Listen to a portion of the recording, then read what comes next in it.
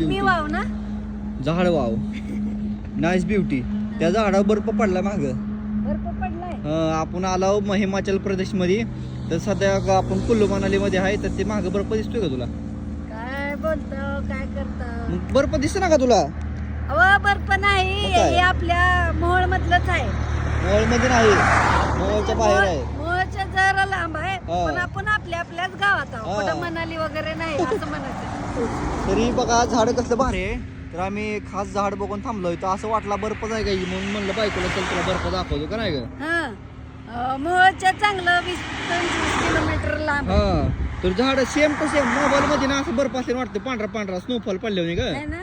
हा तर झाड कुठलाही कमेंट करून सांगा नक्की. हो आम्हाला लय आवडले व आम्हाला लय आवडले. हो म्हणून आम्ही पलीकडे गाडी लावल्या हा. ना अलीकडे या इकडे गाडी आपली बघा.